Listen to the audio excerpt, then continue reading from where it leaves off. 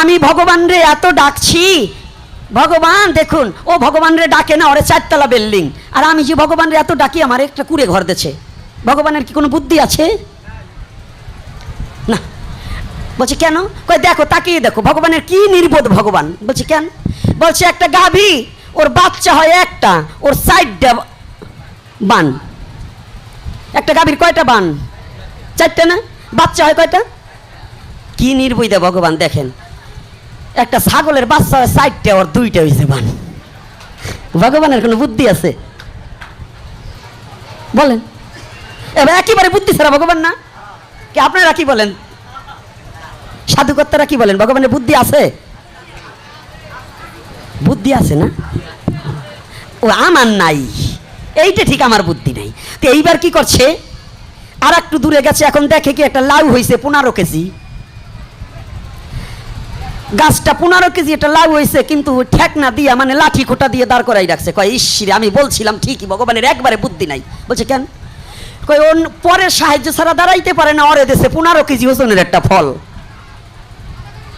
তারপরে কয় বট গাছটা দাঁড়াই রয়েছে, এত বড় বট গাছ, এত বড়, ওর দেশে এতটুকু এতটুকু একটা ফল। ওর বুদ্ধি আছে ভগবানের?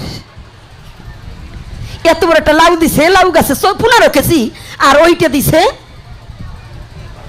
5 গ্রাম। তো কর্তায় তো হাঁটতে হাঁটতে অরান হইয়া গেছে, হাঁটতে হাঁটতে ক্লান্ত হয়ে গেছে। তো মনে মনে ইচ্ছা যাচ্ছে একটু আশ্রয় নেই, কোথায়? ওই সামনের বট গাছতলা যাই। তো কর্তায় বট গাছতলায় গেছে, বট গাছতলা যাওয়ার সাথে সাথে বটের শীতল বাতাসে একটু নিদ্রা আইছে। তো শিকড়ের উপর মাথাটা দিয়ে চিতই একটু ঘুমাইছে। ভগবানের অপ্রাকৃত লীলা, একটা কুলু পাখি যাইয়া, একটা পাখি যাইয়া ওই ফলে ঠোক দিছে, একটা ফল ছুঁইটে এসে নাকের উপরে পড়ছে। তো ওটি বুঝে ছোটই পড়ুক, নাকের উপরে যখন পড়ছে লাভ দিয়ে চিক্কু দিয়ে উঠছে। ওইটা দেখে কি হইল, ও তো ভাবছে মুগুরি একটা পড়ছে, কিন্তু এখন দেখো ওই বটের ফল দৌড় দিছে। এখন কান ধরছে, কয় ভগবান, আমি এত সময় তোমারে বলছি তুমি নির্বোধ, তোমার কোনো বোধ নাই। সত্যি তোমার খুব বোধ আছে, আমারই নাই। বলছে কেন? বলছে তোমার যে নির্বোধ বললাম, এই লাউ গাছের মতো যদি আজকে এই বট গাছের ফল হইতো, আমার নাকটাই থাকতো না। হ্যাঁ থাকতো, নাক থাকতো। তাহলে বোধ কার আছে, জ্ঞান কার আছে? ভগবানের না আমাদের? ভগবান যা বোঝে আমরা কি তাই বুঝি? বুঝি না। ভগবান যা জানে আমরা কি তা জানি? জানি না। তাহলে এবার কি করছে, ভগবান যা করে সেটাই মঙ্গলের জন্য করে।